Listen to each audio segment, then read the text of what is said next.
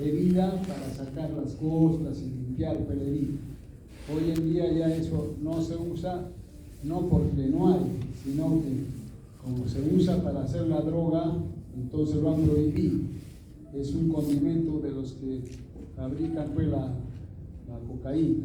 Entonces es como decir la sal, el azúcar, para darle el gusto a la droga. Entonces por eso se ha prohibido, bueno, pero en lugar de eso tenemos una solución de buró, que se llama, que se vende, es un líquido que es de contenido de acetato de aluminio. Entonces eso limpia y seca también la lesión, pero hay que diluir. Se echa en una taza de agua una cucharada de las de té grandecitas en un jarro, en una taza, y se mueve y con eso se limpia. No tampoco es de frente, sino hay que diluir, ¿ya? Después hay que aplicar pues el antibiótico. Entonces el antibiótico hoy en día, los dos antibióticos que van mejor es la mupirocina y el ácido fucílico. Entonces anteriormente se usaba pues la neomicina combinada con otras, pero se ha visto que producía bastante dermatitis alérgica de contacto. Entonces por eso es que antes también había pues la Septin rojo, había el Furacin, que era de color amarillo. Ya eso ya no se usa, tiene que ser mupirocina o si no ácido fucílico. Ya, el uso profiláctico en picaduras, se dan pues dosis de penicilina benzatínica a niños de 300 a 600 mil unidades, y en adultos es el frasquito completo, ¿no? Que ya viene de 1.200.000. Hay que prevenir, pues lo más importante es prevenir, una buena higiene, evitar las picaduras, hacer uso de repelentes, ¿no? Entonces, después tenemos otro cuadro que es muy importante, es el síndrome de las 4 S, ¿no? Es una forma generalizada del impétigo, ¿no? Por estafilococo, pero de tipo ampullario, ¿no? También este cuadro está relacionado con la enfermedad de Reiter o la dermatitis exfoliativa neonatal. La lesión es en el tercio superior de la capa espinosa, ¿no? Ya tratando de los estratos de la piel, pero menos grave que la epidermolisis epidérmica tóxica, ¿no? Que más se ve este cuadro de la necrolisis epidérmica tóxica en la unión dermoepidérmica. Se debe usar una exotoxina epidermolítica del Staphylococcus aureus grupo 2 vago 21. Este es un caso clínico de un recién nacido abandonado que está en su 7º día de evolución. Miren las lesiones cómo son tan severas que se asemejan a un gran quemado, ¿no? Entonces son lesiones estas también por algún medicamento principalmente. Ya, este es el mismo cuadro, ¿no? Se ve la gravedad del caso. Ya. Después otro cuadro que es por infección bacteriana es la erisipela. En la erisipela vemos pues que la piel es roja, como ven en la foto, ¿no? Es caliente, porque siempre tenemos que tocar, palpar.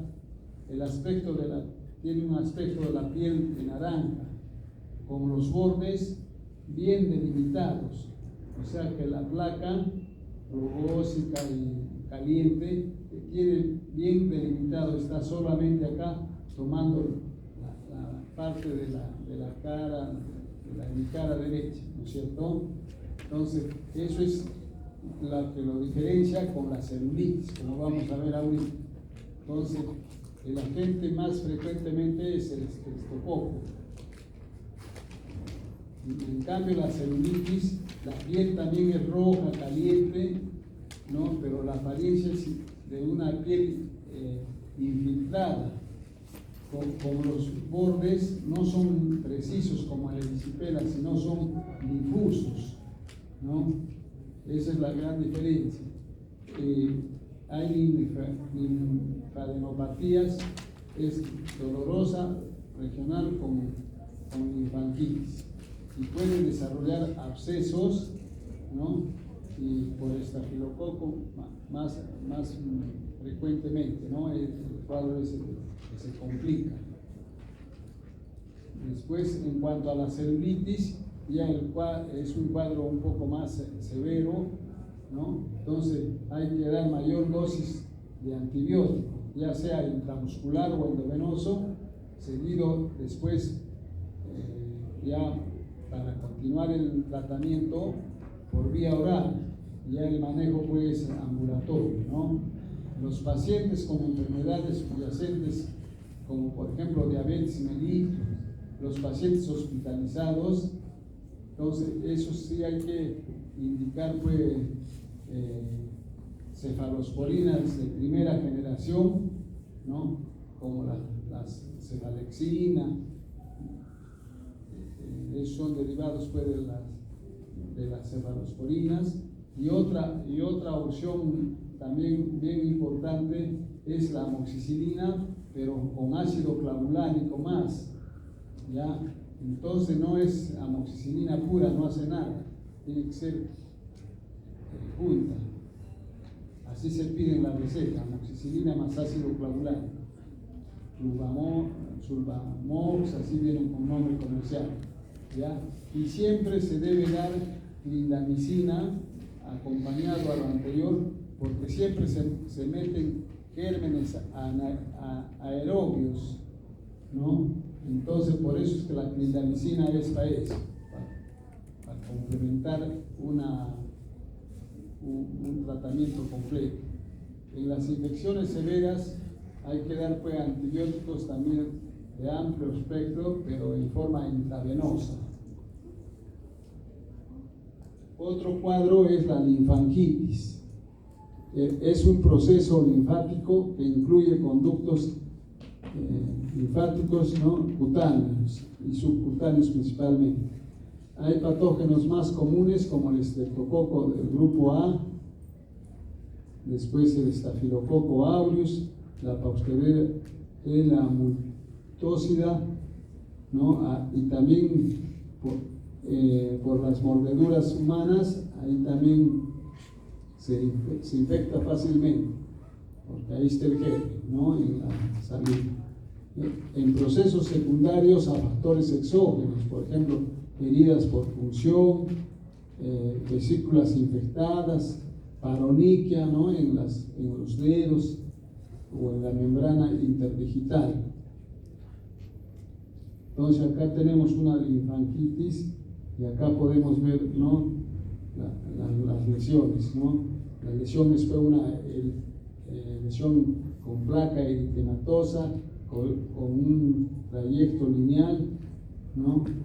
Y que si esto se complica, pues puede dar después úlceras y incluso puede llegar a ser una sepsis, ¿no? El antibiótico es principalmente la penicilina o la cefazolina. Acá tenemos los cuadros que después tenemos acá este es el forúnculo, ¿no? Entonces el forúnculo es una lesión, como vemos acá, nodular, muchas veces con secreción purulenta, o sea, pus, ¿no? Entonces a veces el forúnculo es uno solo, pero cuando tiene más de 2, 3 o varios forúnculos, el paciente, entonces ya se llama forunculosis. Entonces lo peligroso del forúnculo es cuando está ubicado acá, en el triángulo de la muerte, o sea, debajo de la nariz, que toma toda esta parte hasta el labio superior, ese triángulo, es bien grave la lesión. Aparentemente, ustedes pueden decir, es un granito, pero y si cometen el error de apretarlo y quererlo sacar, Entonces se introduce más bien más adentro, y como ahí no hay válvulas, entonces eso puede ir y ir al cerebro, y entonces el paciente pues se muere. Después el otro cuadro es la hidrosadenitis.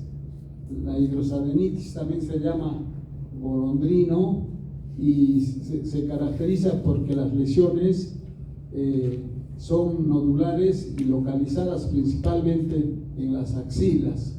También es un cuadro bien rebelde, que cuando se debe dar pues antibiótico, ¿no? Porque el agente causante es el estreptococo, el Demodex, ¿no? Y hay dificultades cuando el paciente tiene pues inmunodeficiencia o es un cuadro crónico.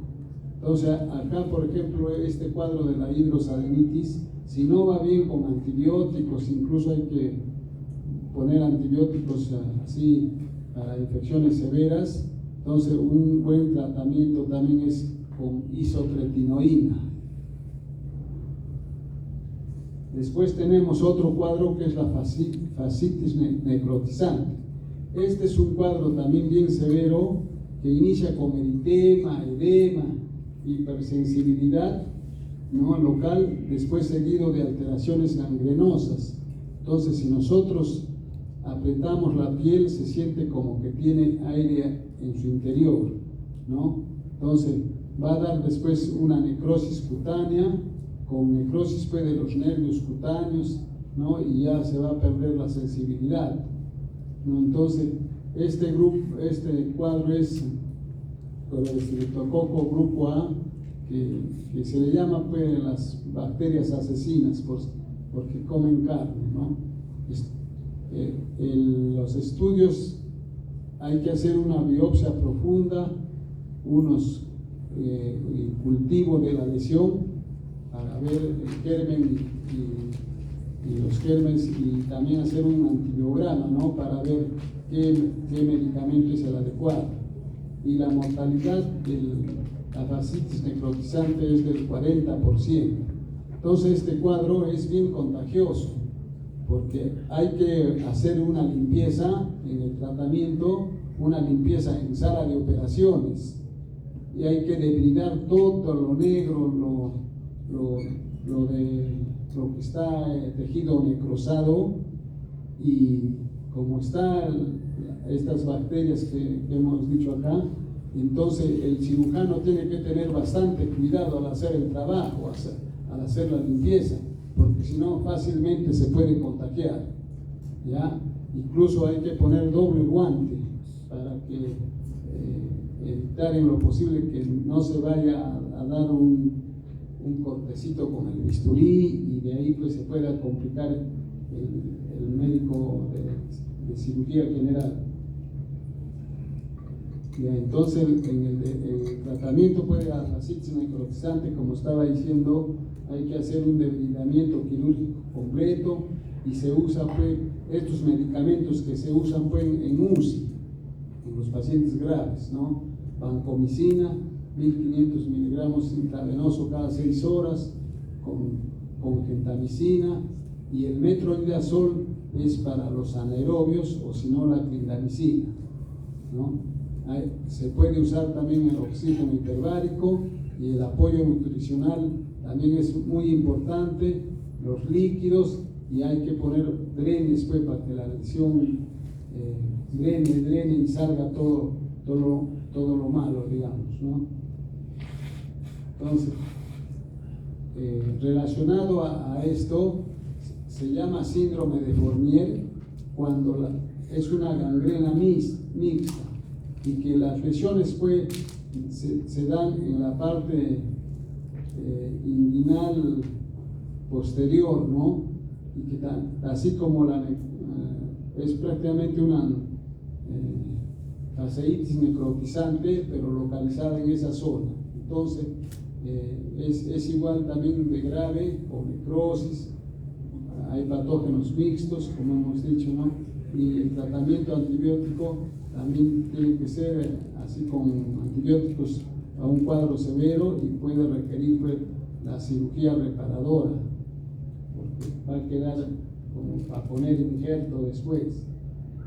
Entonces acá vemos ya un resumen de lo que hemos hablado: el impétigo, ¿no?, el agente teológico, la clínica y el tratamiento local y el tratamiento sistémico, ¿no?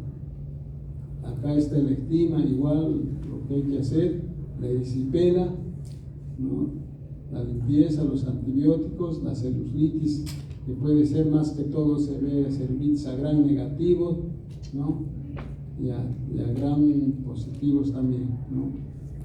Y así y los gran negativos, ahí hay que dar, pues, que son más que todo las pseudomonas, las causantes.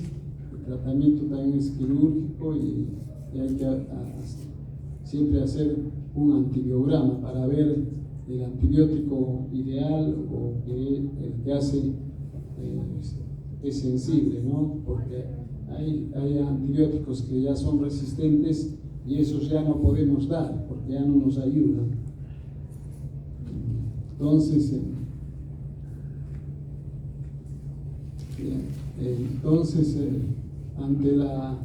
ante la sospecha de un cuadro de infección de la piel, hay que comprobar con un cultivo y un antibiograma, ¿no? Hay que iniciar el tratamiento lo más antes posible y siempre dar el antibiótico de primera línea y evitar, pues, las mezclas innecesarias, ¿no? Y lo importante es, pues, eliminar la bacteria. Entonces, en los tratamientos por las infecciones bacterianas, por lo general el tratamiento es de 7 a 10 días con el antibiótico respectivo.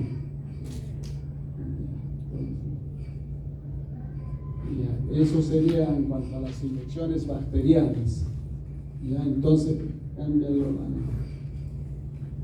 Entonces, ahora vamos a ver las infecciones micóticas, o sea, las micosis, o sea, las causadas por hongos. Entonces, en cuanto a hablar de los hongos, hay que saber que hay, pues, hongos superficiales que son más fáciles de contagiarse, son más comunes, pero también tienen de bueno que son fáciles de tratar. Mientras tanto, las micosis profundas son menos, son pocos cuadros, pero son más severos y más difíciles de tratar, ¿ya? Entonces, en cuanto a las micosis, son, pues, las enfermedades causadas por microhongos, ¿no? Hay más de 100.000 especies descritas, ¿no? 50 patógenos, 20 dan enfermedad sistémica, y hay que agregar a los hongos comunes, los hongos que son, pues, oportunistas en la era, pues, de la inmunosupresión. O sea que hay hongos que a veces están en nuestro cuerpo y no nos causan daño, pero cuando el paciente, el huésped, tiene una inmunosupresión, ahí mismo se aumentan y más bien ya producen, pues, enfermedad. Entonces, la patología se observa en todas las ramas, pues, de la rama médica. Entonces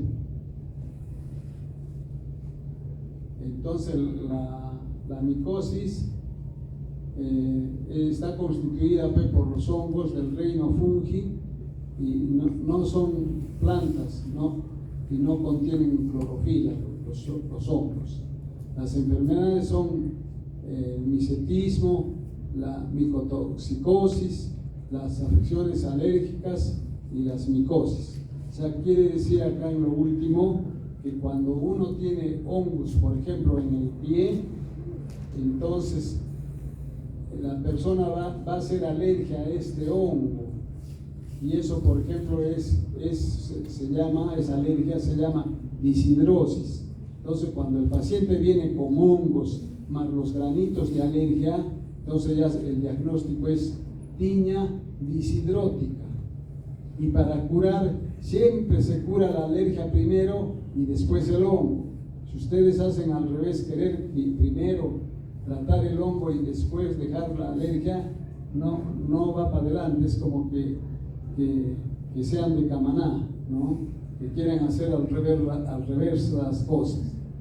Aunque acá debe haber algún camanejo, que no creo que sea chufieta, pero que, como no está escuchando el doctor Farfán, que ha sido, que es el decano acá, él sí es de Camaná, pero ya como está tiempo en Arequipa y se ha juntado conmigo, ya camina para allá.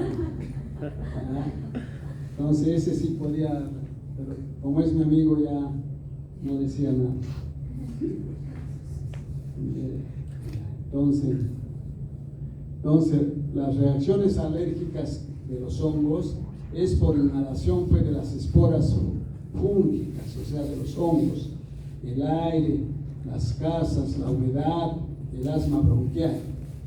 Y son susceptibles los pacientes pues, que tienen una dermatitis atópica, o sea, los atópicos, porque como digo a veces, el atópico pasa una mosca y ya le está dando alergia, ¿no? Entonces las conjuntivitis alérgicas, las onicomicosis no tratadas, todo eso van a darte, como hemos dicho, las tiñas disidróticas. Entonces el huésped también es importante en las dermatofitosis severas, o sea, las dermatofitosis son pues, los hongos que tienen hifas, entonces de difícil diagnóstico también es en los pacientes con diabetes mellitus, con linfomas, con compromiso inmunológico o con síndrome de Cushing. Entonces el tratamiento se hace, por ejemplo, la onicomicosis, pues el que no es diabético rápido sana con el tratamiento establecido, pero si tiene diabetes, pues estamos años y no se llega a curar. Mejora todo, pero después otra vez se vuelve a reactivar la micosis. ¿Ya? Entonces, hay miembros pues, de una familia infectadas con tiña pedis y con onicomicosis. Y más que todo, los atópicos son también pues, más susceptibles. La edad también. Entonces, en niños hay mayor susceptibilidad a las tiñas del cuero cabelludo por dermatofitos, especialmente antropofílicos como el microsporo. ¿Ya? En jóvenes, la mayor frecuencia de tiña pedis es porque hacen pues, deporte, usan el calzado frecuentemente, la zapatilla, ¿no? El calor, eso condiciona. Y en los adultos tienen más onicomicosis, los adultos tienen más onicomicosis, pero la tiña del cuero cabelludo es rara, más es en negros e hispanos, ¿no? Por Trichophyton tonsura. Entonces ustedes, por ejemplo, si vienen con una lesión en el cabello redondeada, que le falta el cabello, entonces de primera intención no debe ser tiña, no es hongo. ¿Por qué? Porque las hormonas de ustedes, ya de los adultos, eso ayuda para que el hongo no entre. Mientras tanto, por eso en el niño, que todavía sus hormonas no funcionan, entonces sí es pues más factible. Entonces, si yo pongo en el examen paciente de 8 años de edad que presenta lesión alopécica con cabellos entrecortados, ¿no? Con una descamación superficial, ya de primera intención por la edad es pues, tiña del cuero cabelludo. Pero si pongo la misma pregunta, pero con la edad de 20 años, ¿no? Y más bien pongo ahí sin nada no hay pelos cortados ni nada, sino limpia la lesión redondeada, entonces es una alopecia areata. Salvo sí se puede dar tiña del cuero cabelludo en personas mayores, pero tienen que estar inmunosuprimidos o tener VIH. ¿Ya? Entonces, eso es importante. Después el sexo. Las mujeres antes estaban menos expuestas a los ambientes contaminados, ¿no? De clubes, piscinas, piletas, duchas, el servicio militar, ¿no? Entonces, después en las mujeres el hongo, más que todo, es en la mayoría por Trichophytum rubrum, y en los hombres, pero esto se refiere a las uñas más que todo, ¿ya? Porque las uñas sí es el Trichophytum rubrum el más frecuente, pero en los hombres es más frecuente también la tiña cruris, ¿no? que en las mujeres, ¿no? Y hay probables factores socioeconómicos. Entonces, a alguien se le ocurre, ¿por qué creen que en los hombres hay tiña cruris y en las mujeres no? ¿Por qué creen? Porque hemos dicho que el hongo vive más donde hay humedad y hay calor. Entonces, el hecho de que los hombres tenemos el escroto, ¿no? Entonces ahí concentra calor y ahí hay pues más humedad, por lo que caminamos, sudamos, hacemos ejercicio, y entonces mientras tanto las mujeres no tienen pues escroto, no tienen eso, entonces no hay la condición. Pero sí, salvo, como dice toda regla tiene su excepción, salvo que la señora sea pues gordita, obesa y tenga pues ahí sus rollos, entonces ahí sí le da tiña cruris, pero también le da tiña debajo de los senos por la gordura.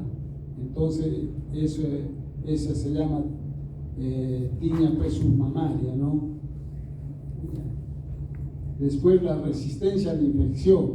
Entonces los dermatofitos nativos se adaptan al huésped y viceversa, y dan infecciones crónicas, pero no inflamatorias, y no se infectan, probablemente por la resistencia adquirida, ¿no? Más bien los visitantes presentan reacciones inflamatorias y también son autolimitadas.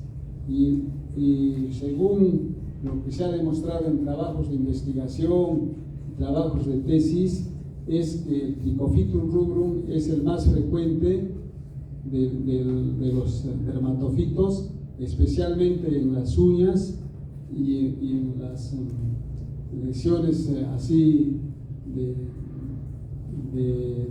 la tiña del pie. También el clima y la vestimenta juegan un papel importante para que el paciente se contagie de hongos.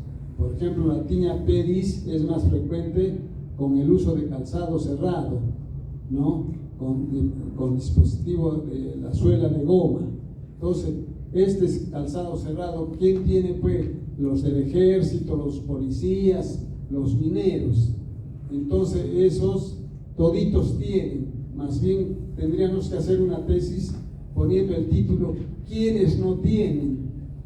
Porque van a haber unos cuantitos que no tengan, porque la mayoría va a salir que tiene. Después la tiña corporis es más frecuente en climas calientes y húmedos, o sea, en la selva, por el calor, pues, por el sudor. Y la tiña versicolor, que es un tipo de hongo que vamos a ver ahorita, la tiña versicolor es favorecida por el calor y la humedad, ¿no? Y los estados también de inmunosupresión. Entonces la tiña versicolor se ve en ustedes, en los pacientes que van a la playa y se están 2 meses ahí, después vienen con su tiña versicolor por la humedad de tanto remojarse en la playa. Después esto es ya el Trichophytum rubrum, que es el más frecuente que hemos dicho de los dermatofitos en un 70%, y a pesar pues, ¿no? que la infección es extensa y a veces no hay respuesta en el paciente inmunosuprimido, pero sí el medicamento va bien, ¿no? Porque entre los dos medicamentos que más se usa es la terbinafina y el itraconazol, ¿no? El Tincofitrum rubrum también inhibe pues las reacciones inmunológicas celulares y evade pues la vigilancia inmunológica, por eso es que a veces se hace un poco resistente y más que todo está en el estrato córneo, ¿no? Pero no va a dar una reacción inflamatoria y puede sobrevivir fuera del cuerpo en condiciones hostiles como espora.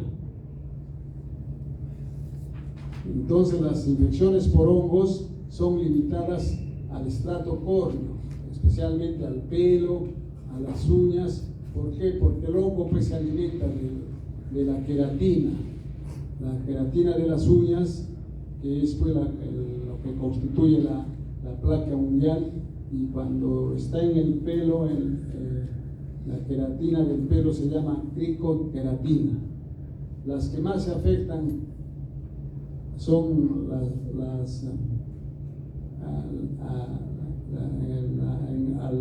los que afectan a la dermis y al subcutáneo. Entonces, tenemos las infecciones por hongos que se clasifican en dermatofitos. Ahí está pues, el Tincofitrum rubrum, el Microsporum, ¿no? Las cándidas, la Candida albicans, las subcutáneas por implantación y los hongos sistémicos o profundos por diseminación hematógena, o sea, los hongos, o sea, las micosis profundas que vamos a ver al final unos cuadros. Entonces, este es el cuadrito ya de los hongos, ya como va a quedar la clase para que ustedes estudien. Entonces ahí está ya bien detalladito el cuadro. Entonces, en cuanto a las infecciones sistémicas, hay los hongos que dan micosis profundas, son la histoplasmosis por el histoplasma encapsulado, ¿no? La blastomicosis, la coicidioidomicosis, la paracosidioidomicosis, y tenemos los hongos también así sistémicos que son oportunistas. Ahí está el Cryptococcus, los Aspergillus, la mucormicosis y la candidiasis sistémica, que de repente algunos han visto en un paciente inmunosuprimido VIH, ¿no? Y también pues, estas infecciones sistémicas se dan pues, en un huésped inmunocomprometido. Por ejemplo, entre los hongos también que el paciente tiene cuando tiene VIH, generalmente es la histoplasmosis. Entonces hay factores pues, que favorecen las micosis, factores externos, los alimentos, la ocupación, el vestido, hacinamiento, el deporte, ¿no? Ahí el test del deportista, de hecho, tiene hongo siempre. Hay factores internos, o sea, se ve favorecida por las lesiones preexistentes, por alteraciones metabólicas y generales como los que sufren pues, de diabetes mellitus, en la gestación, la inmunoterapia, el uso de antibióticos, como hemos mencionado, y la inmunodeficiencia. Todo eso favorece, pues, ¿no?, a que haya hongos.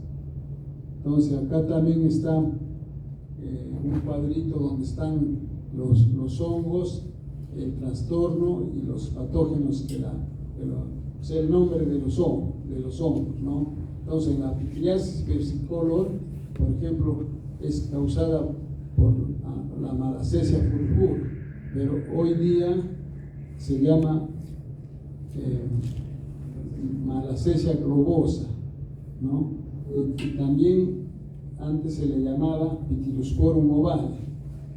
Después la tiña negra, piedra negra y piedra blanca, con sus correspondientes patógenos, ¿no? Y así, después la tiña de la cabeza, más que todo es el Trichofitum y el Microsporum, ¿no? Y algunas especies de Epidermophytum, como el Epidermophytum rugosum.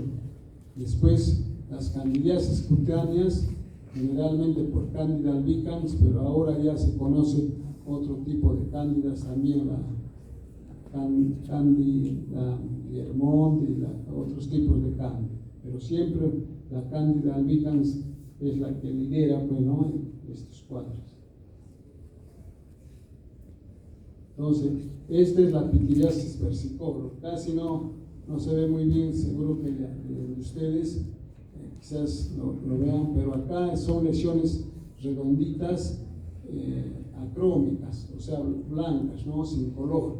Entonces, es un hongo levaduriforme de la especie Pityrosporum, ¿no? La infección es crónica, recurrente, asintomática.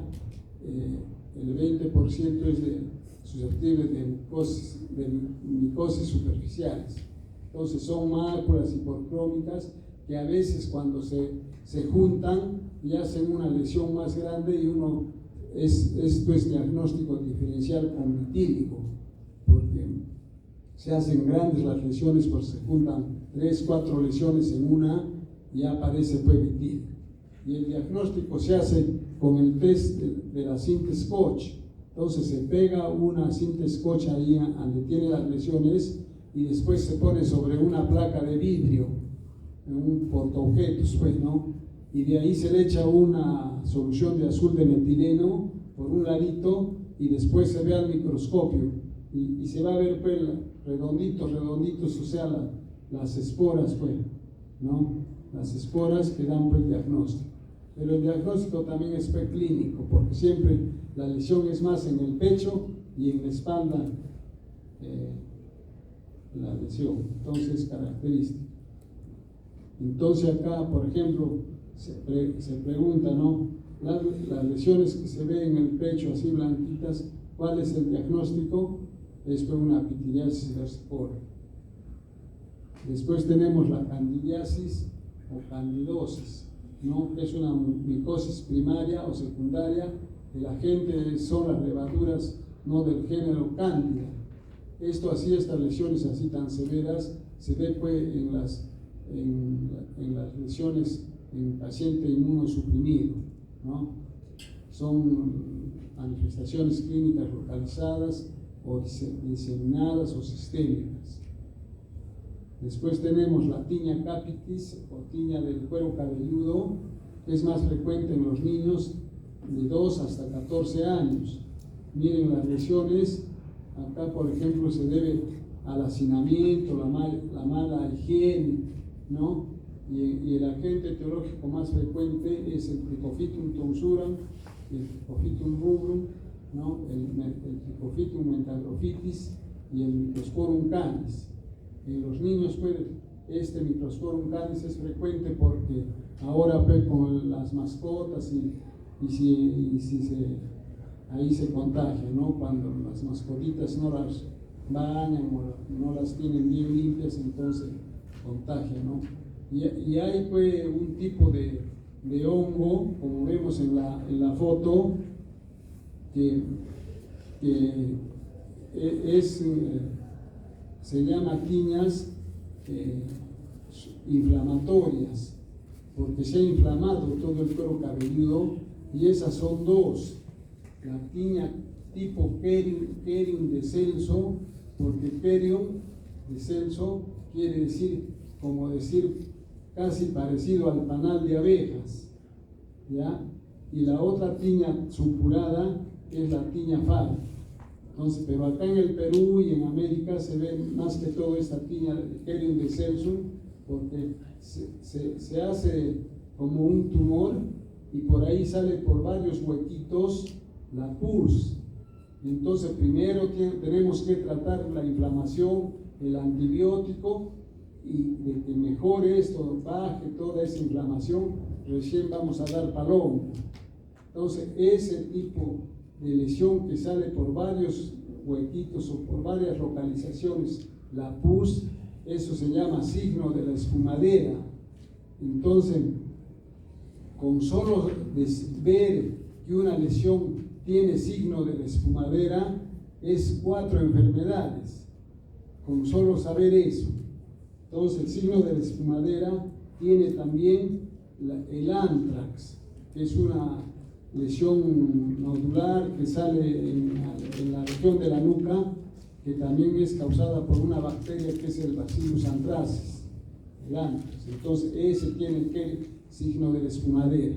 El Kerium de Celso es otro, ¿no? El otro es la tuberculosis verrucosa cutis, una lesión tuberculosa en la mano o en cualquier sitio en la piel, es tuberculosis cutánea y es media verrucosa, por eso se llama tuberculosis verrucosa cutis.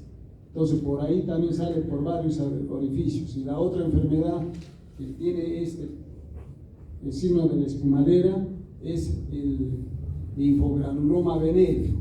En las infecciones de transmisión sexual que van a hacer el seminario el jueves, ahí van a tratar el linfogranuloma venéreo y se ve que hay la lesión, pero también la formación de un bubón, o sea, de un tumor en la ingle, y ese tumor a veces drena y ahí tiene el signo de la espumadera. Entonces, hay pues la micosis, el hongo, más la inflamación. Entonces, como dije, primero hay que tratar pues la inflamación, todo eso, y después ya el hongo. Entonces, después, los hongos también toman el nombre de acuerdo a donde está localizado. Si está en el cuerpo, se llama pues tiña corporis, ya sea en la espalda, en el pecho. La otra que hemos visto, tiña capitis, en la cabeza, pues, ¿no? Entonces, esta tiña corporis se da pues en todas las edades, en niños, adultos, en la cara más que todo se ve en niños y eso se llama pues tiña facial. Pero a veces cuando el médico no es de la especialidad, muchas veces confunde la lesión de la cara como una alergia y le da betamethasona, clobetasol, hidrocortisona, y más bien lo aumenta el onco y lo distorsiona. Entonces, cuando viene así distorsionado, se ve diferente la lesión a la que fue primero. Y entonces eso se llama tiña incógnita, ¿ya? Entonces, la clínica de las tiñas se caracterizan porque tienen una placa eritematosa, escamosa, redondeada, con bordes eritematosos sobrelevados, por eso acá dice activos, y que en el centro la lesión, si es así redonda, va sanando, como vamos a ver en la foto ahorita.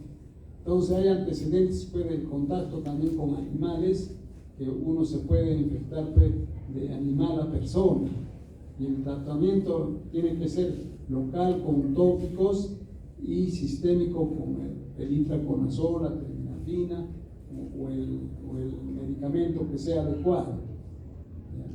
Entonces, esta es una tiña corporis, ¿no? Entonces, este es el estudio micológico. Después tenemos la tiña peris, ¿no? Que es en los pies.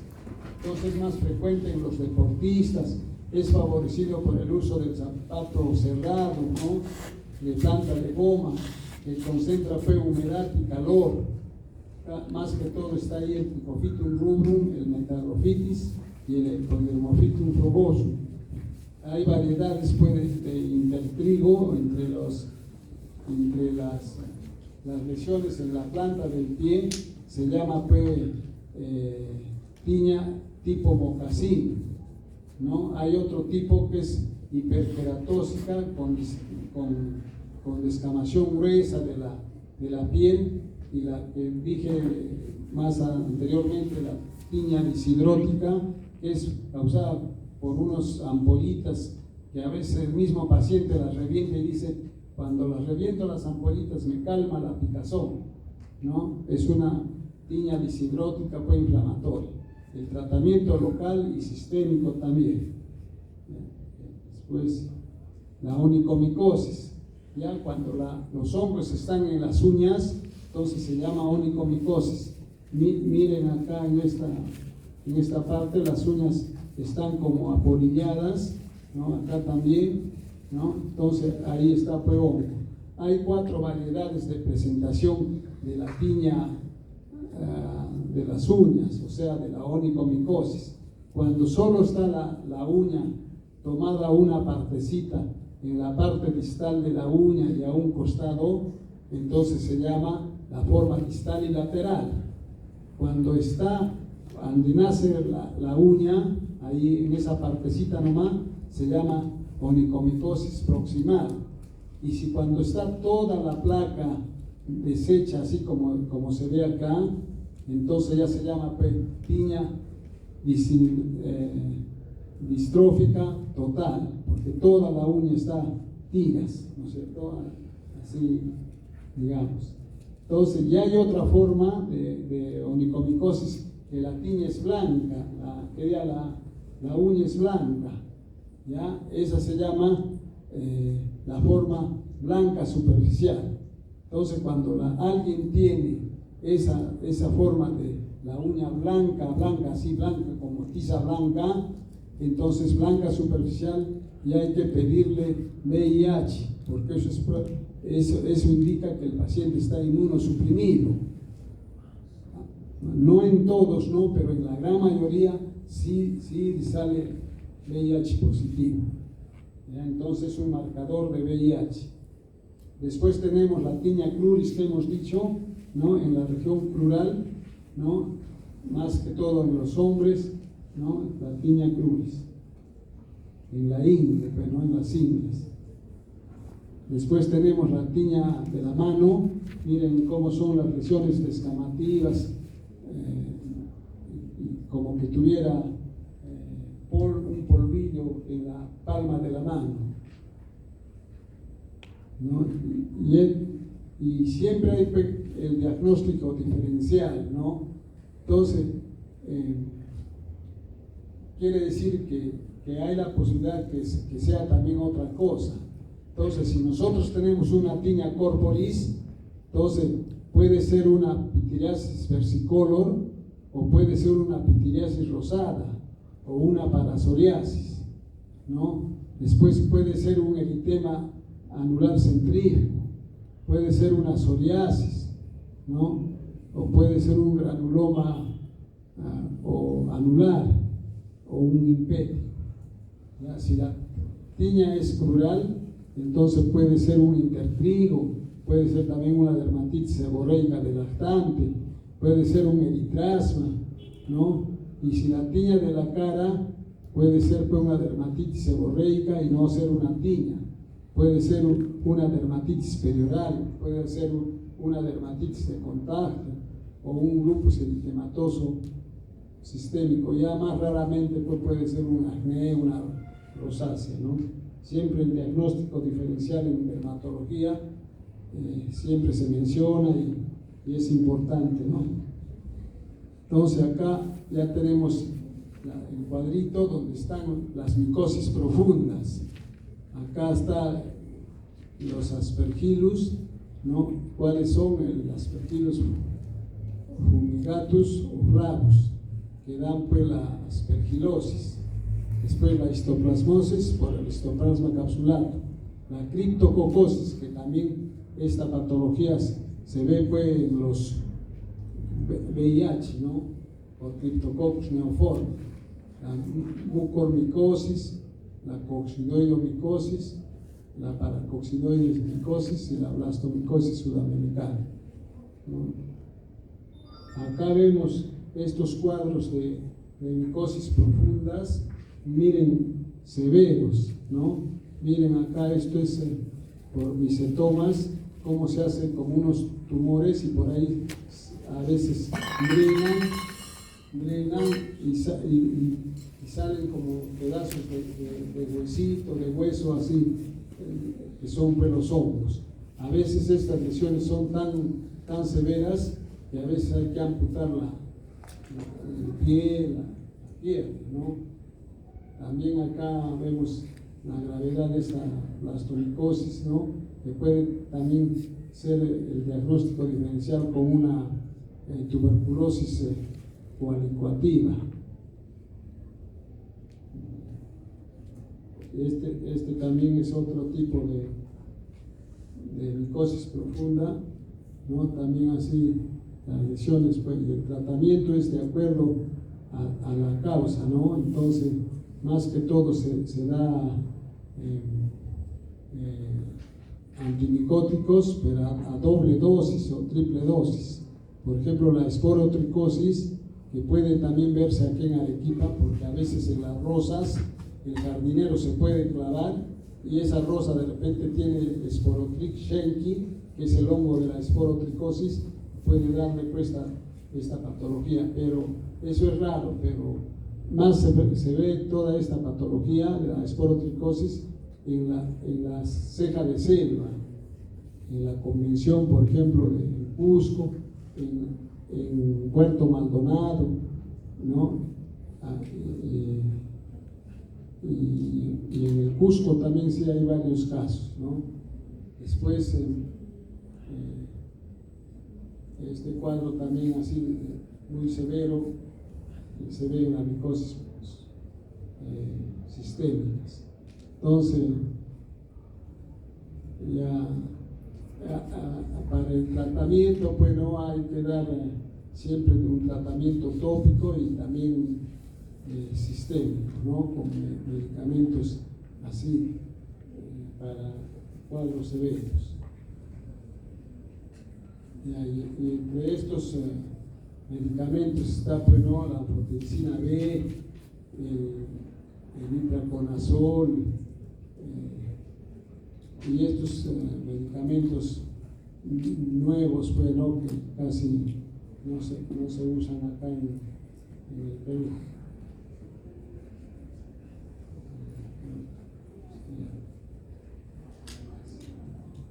Ya, eso sería todo.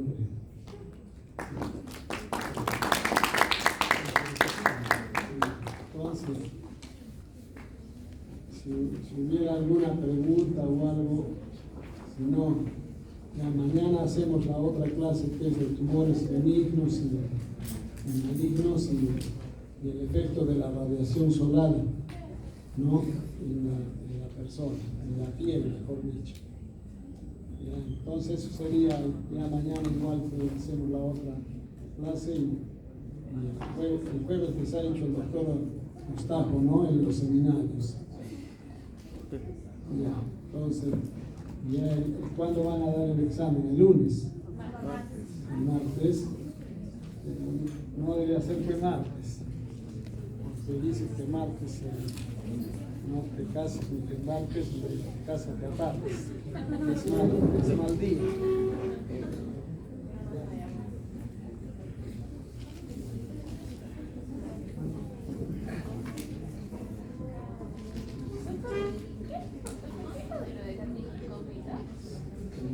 La tiña incógnita, se le dice así incógnita, es porque tú pasas como incógnita porque te disfrazas de esto y de repente pasas por delante de mí y me doy cuenta que eres tú.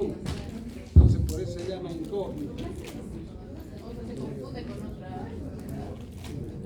Entonces la tiña incógnita es la tiña, tiene los bordes característicos de la lesión de hongo, pero ¿qué pasa? Que el médico que lo trata piensa que es una alergia, le da corticoide, y el corticoide más lo agrava, pues ya la hace más fuerte, ya hay una mezcla ahí que por eso se llama incógnita, porque la lesión la distorsiona, la original, y entonces uno le da el tratamiento para el hongo y la cosa mejora, pues, y le quitamos, pues, el corticoide que no estaba mal.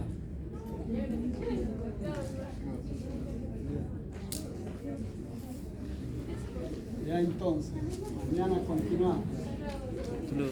Ya.